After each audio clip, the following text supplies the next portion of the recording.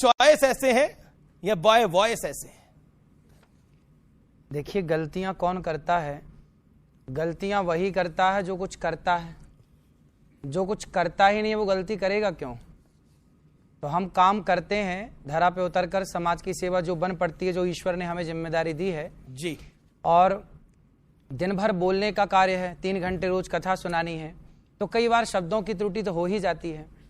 तो स्वाभाविक है, हम इंसान हैं, गलती के पुतले हैं, हजारों गलतियां होती हैं।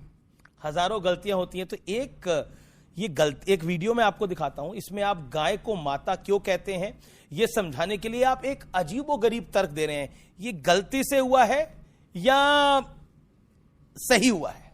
मैं सुना देता हूं, आपको दिखा देता हूं, फिर आप इसका रिएक्शन लेता हूं। एक आदमी हमसे बोला कि महाराज जी, आप लोग गाय को माता कहते हो तो भैंस को बुआ कह सकते हो आप लोग?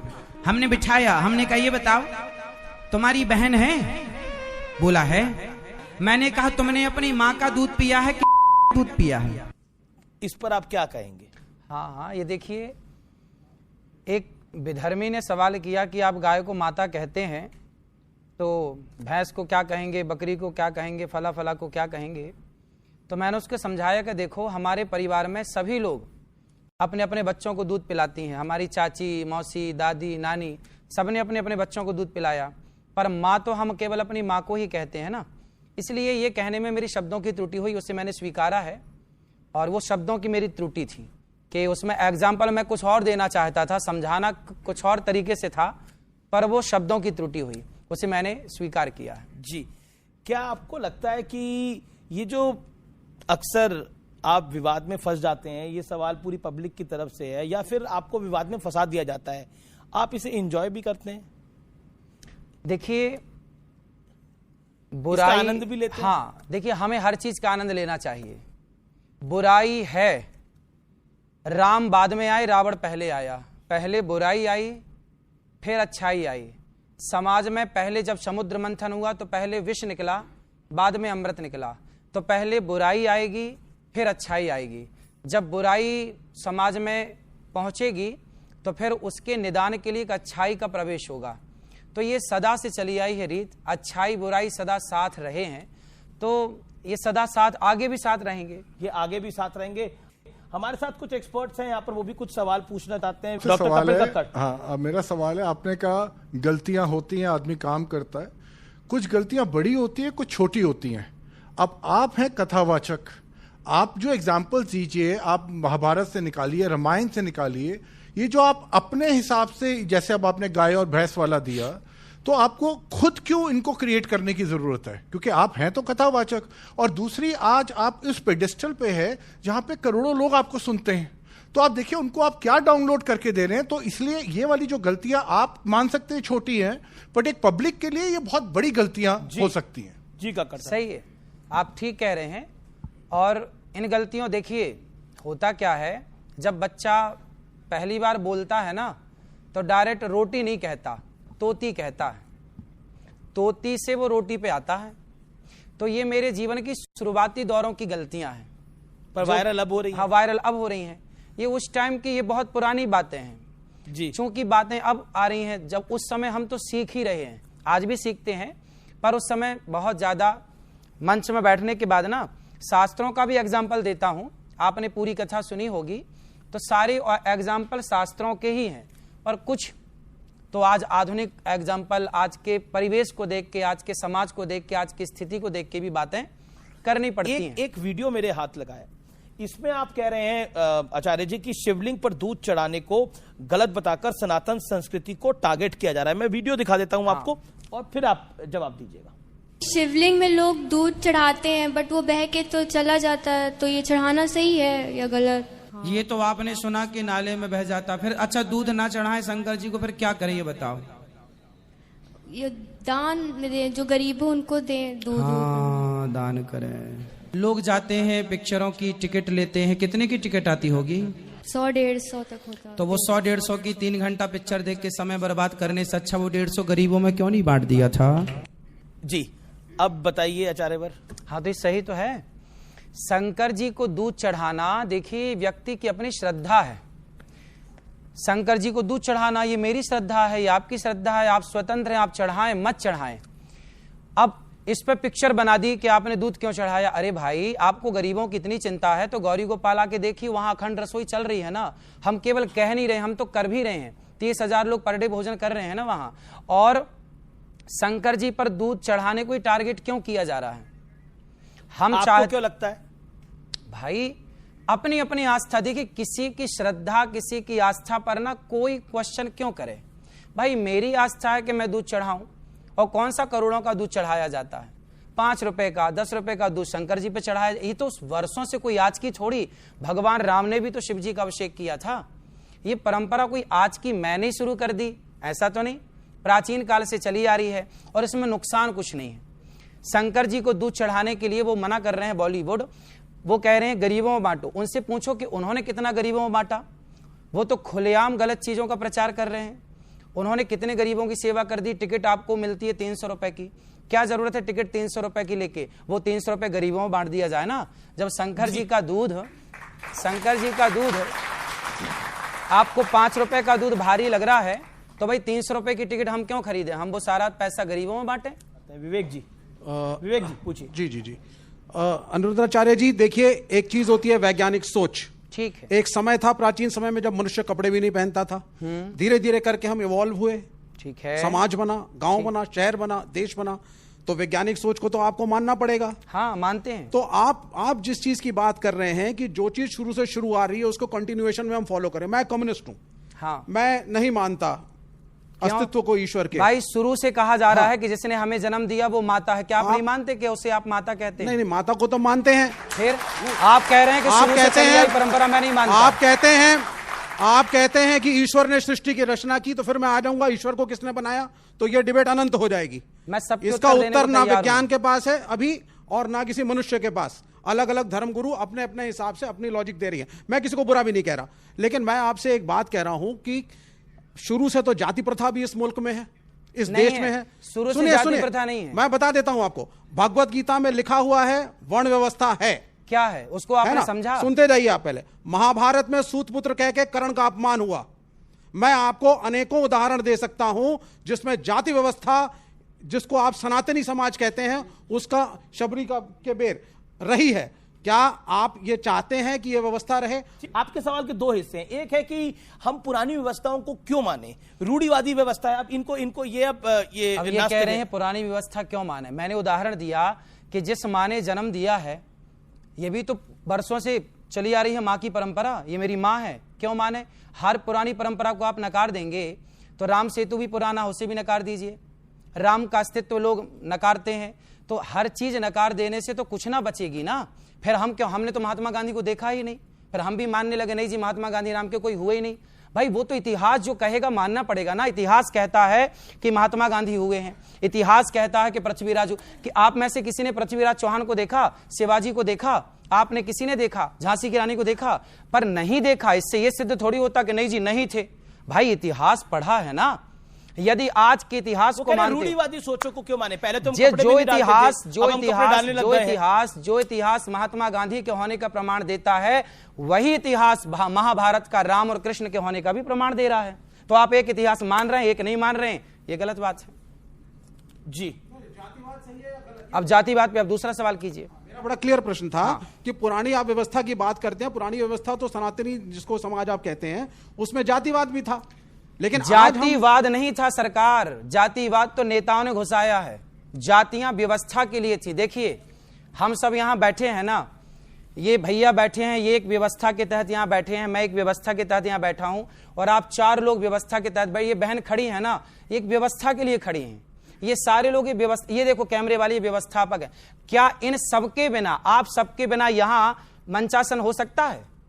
ये व्यवस्था रही है ना। ब्राह्मण कोई है नहीं, क्षत्रिय कोई है नहीं, ये जाति व्यवस्था है। ब्राह्मण जो वेद पढ़े वेद पढ़ाए, यज्ञ करे यज्ञ कराए, दान ले दान दे वो ब्राह्मण, जो राष्ट्र की रक्षा करे वो क्षत्रिय, जो आर्थिक रूप से देश को मजबूत करे वो वैश्य, और जो सबके साथ खड़ा रहे, सबको जरूरत पड़ती है ना एक व्यक्ति की, तो सबके साथ कंधे से कंधा मिलाकर खड़ा रहे वो शूद्र। शूद्र कोई अछूत नहीं है। यदि अछूत होता तो राम, पूरी बात कर लूं, यदि शूद्र अछूत होता तो राम शबरी के घर क्यों जाते और निषाद राज को गले क्यों लगाते? ये तो जबरदस्ती बदनाम करने के लिए सनातन धर्म को षड्यंत्र के तहत जाति को जातिवाद के नाम पे तब्दील कर दिया गया। षड्यंत्र किसका था? षड्यंत्र किसका है? मैं षड्यंत्र बताऊं, आपकी बात पे आऊंगा भी। षड्यंत्र बताऊं, इन्होंने पूछा भैया ने कि षड्यंत्र किसका था। फूट डालो शासन करो, किसका षड्यंत्र था? अंग्रेजों ने नारा दिया ना, फूट डालो शासन करो, नारा दिया, फूट डालो शासन करो। हमें हमारे देश के राजाओं को आपस में लड़ाया और आपस में लड़ा के खूब शासन किया। उन लोगों ने, उन अंग्रेजों ने, उन आक्रांताओं ने हम भारतीय लोगों को आपस में लड़ाया और जातवाद का जहर घोला, और आज तक हम उसके शिकार हैं, आज तक लड़ रहे हैं। मैं कथाओं में इस बात को बोलता हूं, हम चारों एक पिता की संतान है। वेद का वचन कहता है कि ब्राह्मणोश्य मुखमासीद बाहु राजन्यः कृताः ऊरु तदस्य जद वैश्यः पदभ्यां शूद्रो अजायत। भगवान के मुख से ब्राह्मण, आप सब जानते हैं, भुजाओं से क्षत्रिय, जंघाओं से वैश्य और चरणों से शूद्र। अब देखिए उत्पत्ति एक से हुई, मतलब चारों के पिता तो एक हुए ना। जब चारों का बाप एक है तो तुम चारों भाई हुए ना, और चारों भाई हुए तो कौन बड़ा और कौन छोटा, मिलके रहो प्यार से। जी जी, कक्कर साहब एक सवाल पूछना चाहते हैं, लेकिन मेरे पास एक और आरोप है आपके ऊपर। आपकी अधिकतर नसीहतें जो हैं वो महिलाओं के लिए होती हैं, ये एक बड़ा आरोप है आपके ऊपर। क्या है ये? पेन, कलम। अब बताओ, इसमें अब हमने इसको खोल दिया, अब क्या दिख रहा है ना? अब इसका ये हिस्सा भी दिख रहा है जहां से लिखा जाता है। अब हमने इसको ढक्कन से ढक दिया, ये देखो अब नहीं दिख रहा है ना। अब हम ही खोल खोल के दिखाएं और सामने वाले से कहें कि तुम अपनी सोच बदलो, तो ये कहां तक सही है? देखो, जो हीरा होता है ना, हीरे की दुकान में हीरा अंदर होता है, और जो सरिया होता है वो दुकान में बाहर पड़ा रहता है। लड़के तो सरिया की तरह हैं, जबकि बेटियां हीरे की तरह हैं। हीरे की कीमत ज्यादा होती है, इसलिए हीरे को संभाल कर रखा जाता है, संजो के रखा जाता है। हमने तो बाप दादों से यही सुना है कि बेटियां दोनों कुलों का कल्याण करती हैं, माता के कुल का और पिता के कुल का, और वहां ससुर और सास और पति के कुल का। तो दोनों कुलों की जिम्मेदारी बेटी के ऊपर है, तो बेटे से ज्यादा जिम्मेदार कौन हुई? बेटी हुई, तो ज्यादा जिम्मेदार तो है। जैसे आप उनके कपड़ों पर, विवाह पर, यहां तक कि उनके हनीमून पर भी आजकल आप बोलते हैं और टिप्पणी करते हैं, और आपकी सोच को फिर एक बड़ा वर्ग है वो पुरुषवादी बताता है। मेरे पास वीडियो भी है, मैं दिखा सकता हूं आपको। आप दिखाइए, बिल्कुल दिखाइए, लेकिन वो वीडियो केवल 5 सेकंड की है, 10 सेकंड की है, उसका पूरा आगे पीछे तो सुनिए, सुन लेते हैं। हाँ हाँ बिल्कुल। पहले के लोग पति पत्नी, पहले के लोग शादी होती थी तो शादी के बाद सबसे पहले घर में सत्यनारायण भगवान की कथा होती थी, पूजा पाठ होती थी। आजकल तो शादी हुई और पहले ही टिकट हो जाती है घूमने की, वहां जाएंगे, वहां ये मूवी देखेंगे, ये पिक्चर देखेंगे, यहाँ घूमेंगे, उस पार्क में, इसमें। बताइए महाराज जी।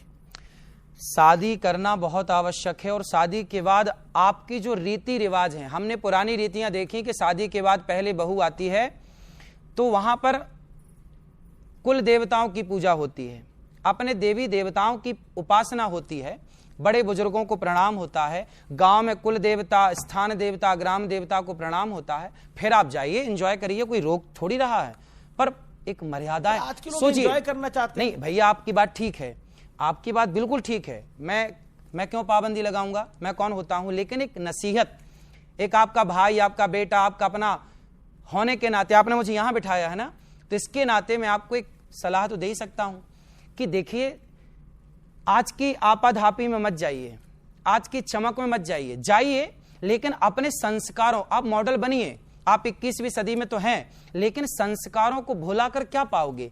आप आगे बढ़ेंगे संस्कारों को लेकर, तो कल आपके बच्चों को आप संस्कार दे पाएंगे। जब आज आप ऐसे हैं, संस्कारहीन हो जाएंगे, तो आप अपने बच्चों को क्या सिखाएंगे? हमारे भारत की पहचान संस्कारों से है। आप बेटा खूब पढ़ो, खूब लिखो, खूब एंजॉय करो, लेकिन संस्कार ना जाएं। लेकिन अब आपने एक सवाल पूछा एक महिला से, आपके कितने पति है? ये संस्कार वाला सवाल है। आपकी शादी हो गई? हाँ जी, हो गई। पति कितने हैं? पति तो एक ही है। एक है? हाँ। एक ही है? हाँ जी, हाँ जी। फिर ठीक है। तो जब पति एक है तो दूसरा हो सकता है? फिलहाल तो नहीं। भविष्य में? भविष्य में भी नहीं। एक महिला ने मेरे से पूछा कि महाराज जी क्या मैं फलाने बाबा को भगवान मान लूं? तो मैंने कहा भाई भगवान किसको, सबको थोड़ी माना जाता है बेटा। मैंने कहा आपका विवाह हुआ? हाँ हुआ। मैंने कहा पति कितने हैं? बोला एक। मैंने कहा दो हो सकते हैं? बोले फिलहाल तो नहीं। मैंने कहा फ्यूचर में? बोले फ्यूचर में भी नहीं। मैंने कहा जब पति दो नहीं हो सकते बेटा तो ईश्वर भी दो नहीं हो सकते। एक ओ ब्रह्म द्वितीयो नास्ति, एक ब्रह्म का सिद्धांत है। ईश्वर एक थे, एक है, एक रहेंगे। तो मैंने समझाने उसके तर्क को, क्या है तर्क को तर्क से ही काटा जाता है, तो तर्क को मैंने तर्क से काटा। आपके तर्क ही विवाद का कारण बन जाते अब वो लोग बनाते हैं जो तर्क शास्त्र जानते नहीं, जो तर्क शास्त्र जानते नहीं। सुबुही खान है हमारे साथ यहाँ पर, वो पेशे से एडवोकेट भी हैं, कुछ सवाल पूछना चाहती हैं। प्रणाम महाराज जी। मेरा नाम सुबुही खान है। मैं एक भारतीय सनातनी मुसलमान हूँ। सनातन धर्म के प्रति मेरे मन में बहुत सम्मान है, क्योंकि मुझे अपने जीवन के अधिकतर सवालों के जवाब वहां पर मिले हैं। यहाँ आने से पहले आपकी कुछ क्लिप्स मेरे पास आई थी, जो देखकर जब मैं यहाँ आई तो मैं आपके बारे में कुछ और सोचती थी, लेकिन मैं अभी तक आपने मेरे सामने इस मंच से ऐसी कोई भी बात नहीं कही है जिसको मैं गलत सोचूं या गलत समझूं। जिन चीजों को मुझे गलत लगा और मैं आपसे सवाल पूछना चाहती थी वो नारी से रिलेटेड ही सारे सवाल थे। ये मुझे अच्छा लगा कि आपने अपनी गलती मानी कि हाँ मेरे मुंह से वो गलत निकल गया, लेकिन एक मन में एक छोटी सी कसक ये है कि आपके ऊपर जितने भी आरोप लग रहे हैं वो नारी से संबंधित ही विषयों पर आपकी जबान फिसली है। चाहे वो आपके कितने पति हो कहना हो, या फिर आपने किसका दूध पिया है किसी व्यक्ति को कहना हो, या किसी महिला से ये पूछना हो कि तुम्हारे कितने पति हैं। तो मुझे लगता है कि मैं चाहती हूं कि आप इस मन से ये क्लियर करिए कि सनातन धर्म में या आपकी दृष्टि में नारी की क्या जगह है। मैं नारियों का कितना सम्मान करता हूं इसके लिए आप कभी वृंदावन आइए। जो बेटे अपनी माँ को घर से निकाल देते हैं, ऐसी 280 वृद्ध माएं वहां रहती हैं, और सभी माओं के मैं खुद अपने हाथ से पांव दबाता हूं, चरण दबाता हूं। इससे बड़ा नारी का सम्मान देखो, एक होता है व्यक्ति नारी का सम्मान करो करो करो करना चाहिए, एक तो केवल मुंह से बोलता है, लेकिन आपका जो भाई बैठा है आपके सामने ये केवल अपने मुंह से कहता नहीं है, ये केवल करके दिखाता है। और जो बातें आप तक क्लिप के द्वारा पहुंचती हैं ना, वो माइनर बातें हैं, वो तो काट छांट के पहुंचती हैं। नारियों के प्रति मैंने तो सदा से सेवा का भाव रखा है। अभी परसों के दिन ही एक माँ की मृत्यु हुई गौरी गोपाल आश्रम में, वृद्ध माँ, उनका भी कुछ दिन अटैक आया था, कुछ दिन पहले इलाज कराया, छल्ले डले, 6 महीने जीवित थी, फिर दूसरा अटैक आया, वो चली गई। उनके बेटे को फोन लगाया, बेटी को फोन लगाया, परिवार को फोन लगाया, माँ चली गई, आओ अंतिम दर्शन कर लो, कंधा दे दो और चिता पे आग लगा दो। साफ मना कर दिया बेटों ने, हमें फुर्सत नहीं है, आप ही कर देना सब। तब मैंने स्वयं ने कंधा दिया, स्वयं ने सेवा की। जो बंद 13वीं से लेके बरसी से लेके सारा काम होता है। इससे बड़ा नारी का सम्मान क्या होगा। खुद की औलाद घर से निकालती है और यह दास उनको कंधा देता है।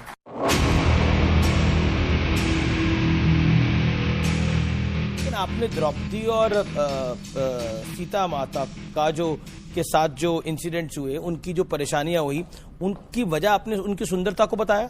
माता सीता का हरण क्यों हुआ? क्योंकि वह जरूरत से ज्यादा सुंदर थी। द्रौपदी की भरी सभा में साड़ी क्यों खींची गई?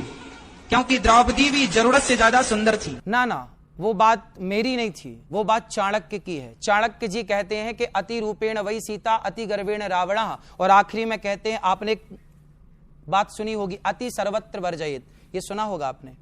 आप में से कितने लोगों ने सुना है कि अति सर्वत्र वर्जयित? ये चाणक्य की बात है, चाणक्य का वचन है, अति सर्वत्र वर्जयित। चाणक्य की हर बात तो मानने वाली नहीं है ना, चाणक्य महापुरुष है। महापुरुष है, पर हर बात तो मानने वाली नहीं। तो बात चाणक्य नीति में जो लिखी है, वो सिद्धांत संविधान में जो लिखा होगा वो तो बताया जाएगा। भाई देखो ये संविधान में ये लिखा है, चाणक्य की नीति में ये लिखा है, ये तो बताया जाएगा। देखो ये चाणक्य कह रहे हैं, ये चाणक्य के विचार। कोई कैसा दिखता है, वो मेरा विचार। आप बोल रहे हैं, आपके मुख से ये बात आ रही है, कोई कैसा दिखता है, मैं कैसा दिखता हूं, आप कैसे दिखते हैं, ये सामने जो लोग हैं ये कैसे दिखते हैं, ये तो ईश्वर के हाथ में है भाई। बात हमारे हाथ में है ही नहीं भैया। मैं काला हूं, गोरा हूं, मैं सांवला हूं, ये मेरे हाथ में का नहीं। बात अति की है, अति का बोलना भला नहीं। आपने सुना होगा, कहावत तो सुनी होगी ना भाई, अति मत करो अंत हो जाएगा। ये चाणक्य के वचन है। आप चाणक्य की एक बात मान लें और दूसरी बात ना माने, ये कैसा न्याय है? क्या तो आप चाणक्य को आपने कह दिया भगवान हो गए, भगवान नहीं कहा। तो फिर चाणक्य क्या है फिर? भाई आप चाणक्य को किस उससे कोट कर रहे हैं? आप किस कैपेसिटी से चाणक्य को कोट कर रहे हैं? आप भाई- महाभारत को कोट करिए, रामायण को कोट करिए, भगवत क्या गीता को इतिहास कोट हमें करिए। बोलने का अधिकार नहीं? क्या क्योंकि इतिहास की बातें हम नहीं समाज को देखिए, बता सकते? आप लोगों पे अपना ओपिनियन थोपने की कोशिश कर रहे ये हैं। मेरा नहीं है, ये आपका वो चाणक्य के opinion वचन है। है। हाँ, तो चाणक्य जैसे उन्होंने ठीक कहा कि भाई चाणक्य कौन है?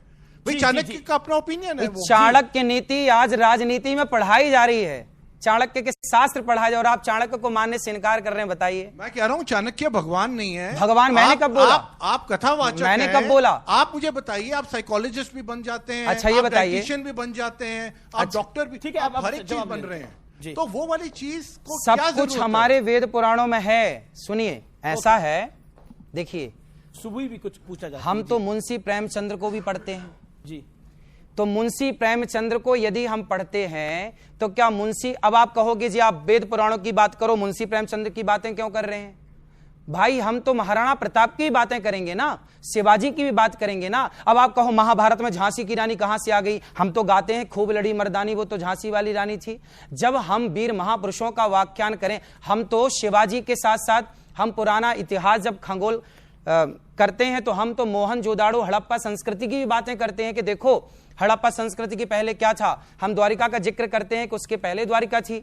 हम तो जिक्र करेंगे ना, हम आज की व्यवस्था को उस व्यवस्था से कंपेयर करेंगे ना, तब तो हमें चाणक्य का नाम, चाणक्य को कैसे इनकार कर सकते हैं आप? जब सबसे पहले आक्रांता भारत आए तो चाणक्य ही वो व्यक्ति था जिसने नंद धनानंद को जगाया, ए धनानंद खड़ा हो जा, आक्रांत आ गए हैं, देश खतरे में है।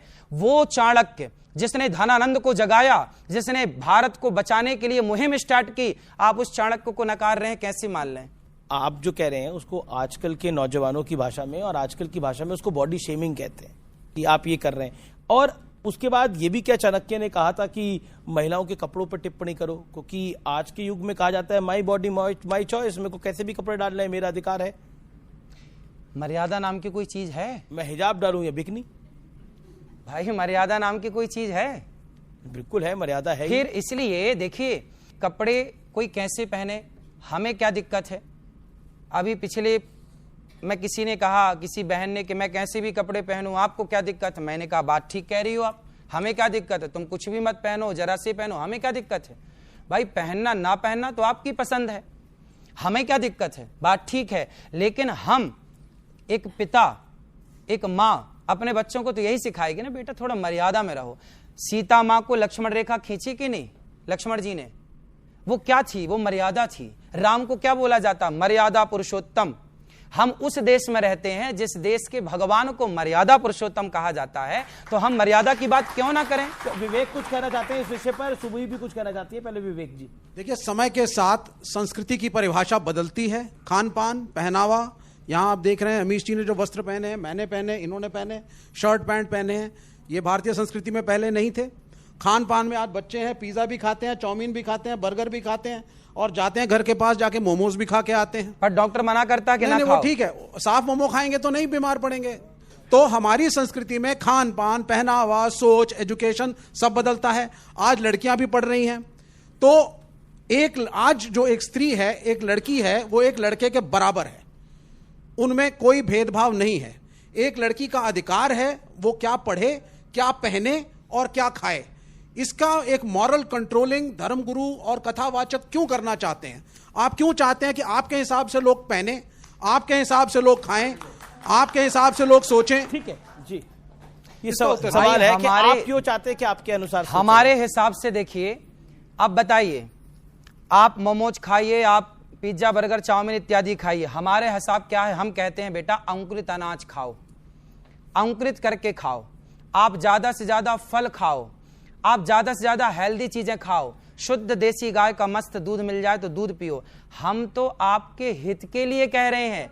अब बात करते हैं दूध की, दही की, पनीर की, तो आज की डेट में तो डॉक्टर्स और बहुत लोग तो ये सब भी खाना बंद कर रहे हैं। हाँ। कि दूध पनीर वगैरह अच्छा नहीं होता तो बॉडी के डॉक्टर तो लिए। कह रहे हैं, आपको सलाह देते हैं आप अंडा खाओ, डॉक्टर तो आपका धर्म भ्रष्ट करने के लिए बैठे हैं। एक मिनट, इसमें धर्म कहां से आ गया? वाह, अंडा खाओगे धर्म भ्रष्ट मैं नहीं सिर्फ होगा। एक प्रश्न आपसे पूछूंगा आचार्य जी, आप उसका मुझे बताइए। कामाख्या देवी को आप मानते हैं? हाँ, मानते हैं, बिल्कुल मानते हैं। कामाख्या देवी में बलि चढ़ती है, सही है गलत? सुनते रहिए। चंडी पूरा माता बढ़िया में बलि सुनाइए, चढ़ती है, सही है गलत? मैं पूर्वी उत्तर प्रदेश से हूं, मैं पूर्वी उत्तर प्रदेश से आता हूं, वहां पे अब योगी आदित्यनाथ उसके उस मठ के महंत बने हैं। पहले वहां पे भी छोटे छोटे सुअर के बच्चों की बलि चढ़ती थी माता को। देवी पाटन सिद्ध देवी का स्थल है, और कायस्तों का एक गांव है वहां पे नवमी के दिन माता को बकरा जरूर चढ़ता है, ठीक। लेकिन हाँ, यह अलग बात है कि ईद में मुसलमानों पे उंगली उठाना बड़ा आसान काम हो गया है हिंदुस्तान में। क्या ये जो नॉनवेज खाने की प्रथा, और आप वैसे आप एथिस्ट हैं जी, यानी आप धर्म को नहीं मानते, लेकिन आपको धर्म की जानकारी अच्छी है। नहीं, उनको पूछने दीजिए। नहीं, मेरा प्रश्न ये आपसे ये है, पूछिए। ये बड़ा आसान होता है इस मुल्क में, ये बड़ा आसान होता है मुसलमानों के ऊपर उंगली उठा देना ईद के दिन।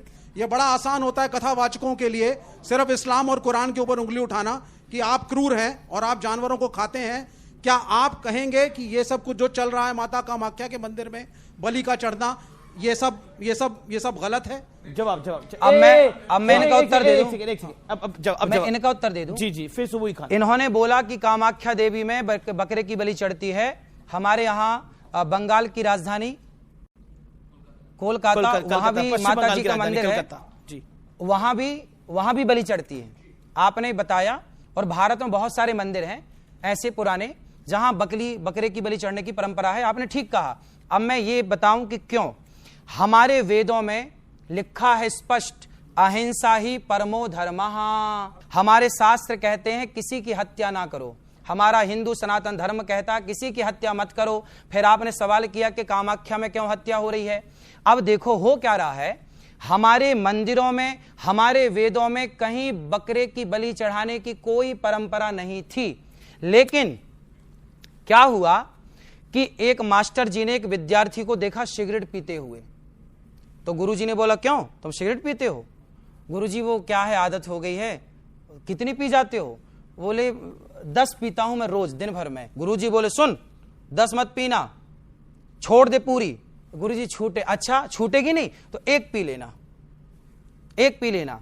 वो एक सिगरेट पीने की इजाजत गुरुजी ने क्यों दी? ताकि धीरे धीरे जब 9 छूटेगी तो एक भी छूट जाएगी।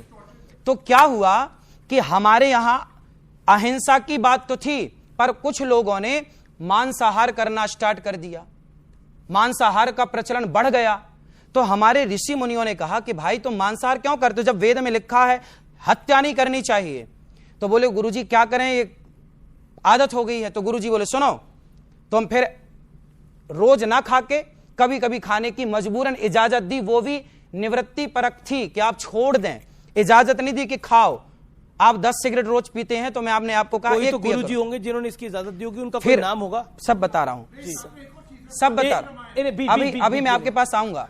फिर क्या हुआ, ऐसे से ये मंदिरों में मनमाने ढंग से, कोई मंदिर में कोई देवी देवता नहीं चाहती, देवी नहीं चाहती कि मुझे बलि दो, ये मनमाना आचरण है। ये जो बकरे की बलि चढ़ा रहे हैं ना लोग, हिंदू लोग, सनातनी, ये सब मनमाना है। इनको मैं कथाओं से परंपरा काफी वर्षों से चल रही है, काफी वर्षों से चल रहा। अब जो परंपराएं चली आ रही हैं, अब वो तो चली आ रही है ना। अब हम लोग कह रहे हैं कि मत आप करो, ही कहते हैं कि परंपराओं को मानना चाहिए। गलत परंपराओं को नहीं, गलत परंपराओं को नहीं, सही परंपरा को मानिए, गलत को नहीं। काफी देर से वेट कर रहे हैं। आचार्य जी, मैं 2012 से शाकाहारी हूं और वेजिटेरियनिज्म को प्रमोट करती हूं। मुझे लगता है कि हमें बिना किसी लाग लपेट के ये कहना चाहिए कि चाहे बकरीद पे बकरे की कुर्बानी हो, चाहे किसी भी मंदिर में बलि प्रथा हो, वो गलत है, बिल्कुल गलत। किसी निरीह, किसी बेजुबान जानवर का खून बहा के अगर हम सोचें कि हम अपने परमात्मा को खुश कर देंगे तो वो गलत है। ये हमें बिल्कुल without any if and but कहना चाहिए। ये मैं यहाँ पे पॉइंट रखना चाहती थी। और आपसे मैं एक बात ये रिक्वेस्ट करना चाहती हूँ, आपने एक एग्जाम्पल दिया था कि लड़की जो होती है, नारी, वो हीरा होती है और लड़के तो होते हैं वो सरिया हैं। आचार्य जी, सेम यही एग्जाम्पल देकर मुस्लिम समाज में रैडिकल मौलाना लड़कियों को बुर्का पहनाकर 4 दीवारी में धकेल देते हैं। हिजाब के, बुर्के के जितने भी एडवोकेट्स हैं वो यही कहते हैं कि आप बहुत कीमती चीज हैं तो आपको कवर्ड वेलवेट के डब्बे में रहना चाहिए, और लड़के जो है वो बहुत कैजुअल सी चीज है तो उन्हें आप ऐसी घूमने दीजिए। इस तरह से बताते हैं कि तुम सिर ढक के रहो। यही आचार्य जी, मेरी बात जिस पूरी हो जाए, जैसे कि हम उदाहरण देते हैं, आपने सीता माँ का एक उदाहरण वीडियो में दिखाया कि वो सुंदर थी। आपने अभी दूसरा उदाहरण दिया कि सीता माँ के लिए मर्यादा की लकीर खींची थी भगवान राम ने, लक्ष्मण जी ने। हम ये उदाहरण क्यों नहीं देते कि सीता माँ ने लव और कुश को युद्ध की ट्रेनिंग दी थी। बिल्कुल। सीता माँ बहुत बड़ी योद्धा भी थी। बिल्कुल। हम अपनी भारतीय संस्कृति में बच्चियों को वो शौर्य और पराक्रम क्यों नहीं सिखाते? सनातन शब्द में इतनी समंजसता है आचार्य जी कि वो सब कुछ अपने अंदर समा सकता है। मुझे लगता है हमें उसे ड्रेसेस में कि आप किस तरह के कपड़े पहन रहे हैं और आप किस तरह का लाइफस्टाइल जी रहे हैं, हमें उसको संकीर्ण नहीं बनाना चाहिए। हमें उसको, उसके अंदर जो विशालता है उसको ज्यादा प्रमोट करना चाहिए ताकि यंगस्टर्स, यूथ उसकी तरफ और ज्यादा आकर्षित हों, उससे ज्यादा और जुड़ें। और आज का जो समय है नारियों के ऊपर, देखिए बांग्लादेश में क्या हो रहा है महिलाओं के साथ, बांग्लादेश में नारी के साथ क्या हो रहा है। आज का जो समय है, मैं तो मानती हूं महिला को हीरा नहीं सरिया ही होना चाहिए। देखिए, मेरा ये प्रश्न आचार्य जी, ये वेजिटेरियन और नॉन वेजिटेरियन की बहुत पुरानी एक डिबेट है। इन्होंने तो एक एथिकल पर्सपेक्टिव से बोला। मेरा ये मानना है, आप सांस लेते हैं तो भी आप हत्या कर रहे हैं, कुछ जीवाणु आपके सांस से अंदर जा रहे हैं। आप पानी गर्म करते हैं तो भी कोई जीवाणु मरते हैं। आप दूध गर्म करते हैं तो भी जीवाणु मरते हैं। आप चलते हैं तो भी जीवाणु मरते हैं। जब आप चावल खा के शाकाहारी बन रहे हैं, उस चावल को उगाने में पता नहीं कितनी पेस्टिसाइड डाल करके कितने जीवों की हत्या की गई है। क्या आप शाकाहारी अपने आप को मानेंगे? हाँ। पहली चीज, आप शाकाहारी नहीं है। शाकाहारी। अगर आप उसी चावल को खा रहे हैं जिसको उगाने के लिए इतने कीटाणु मार के इतने जानवर मारे गए, वो चावल शाकाहारी नहीं हुए। छटपटाता नहीं है प्राण के लिए, तो मुर्गी छटपटाती है प्राण बचाने के लिए, आपके भोजन के बकरा लिए इतनों को छटपटाता मार है दिया प्राण बचाने के गया। लिए। आपके भोजन के लिए इतनों को मार दिया गया। लेकिन मैं उस विषय में नहीं जाना चाहता। मेरा दूसरा प्रश्न है, राम मंदिर में हमने देखा, जो मेरा एक छोटा सा प्रश्न है, बड़े सारे कथावाचक गए, प्रधानमंत्री भी थे, उसका उद्घाटन हुआ। शंकराचार्य ने कहा कि साहब ये एक पॉलिटिकल इवेंट है और इसमें जाना गलत है। पुरी के शंकराचार्य ने यहां तक कह दिया कि जब वहां पे नरेंद्र मोदी उद्घाटन करेंगे तो क्या शंकराचार्य खड़े होकर पीछे ताली बजाएंगे? और शंकराचार्य नहीं गए। फिर भी कथावाचकों की पूरी पलटन वहां पहुंची। यह भी कहा गया कि ज्योतिष के हिसाब से सो कॉल्ड मुहूर्त भी इसका गलत है। कुछ ने कहा सही, कुछ ने कहा गलत। मैं आपके सनातनी धर्म के हिसाब से पूछ रहा हूं, तो क्या यह कन्वीनियंस का धर्म है आप लोगों का जी कि जब प्राइम मिनिस्टर पहुंचेंगे तब आप शंकराचार्य का बहिष्कार करके ताली पीटते सारे पहुंच जाते हैं? एक मिनट, बिल्कुल पूछना चाहिए ना पॉलिटिक्स भाई, गए थे सब लोग तो इसलिए पूछ रहा हूं। तो क्या वहां जाना सही था या गलत? जवाब। और दूसरा सवाल एक प्रेम पूर्वक है, क्या राहुल गांधी की मोहब्बत की दुकान से जुड़ेंगे? भगवान राम सबके हैं और शंकराचार्य जी की आप बात कर रहे हैं। शंकराचार्य जी ने तो आप लोगों को भी नसीहत दी थी कि ठीक रास्ते पर चलो, पर आप लोगों ने कहां सुनी शंकराचार्य जी की बात? शंकराचार्य जी की वो बात तो आपने सुन ली कि नहीं गए, पर शंकराचार्य जी जो और नसीहत आपको देते हैं तो वो आप नहीं। राहुल गांधी पे भी सवाल पूछा गया।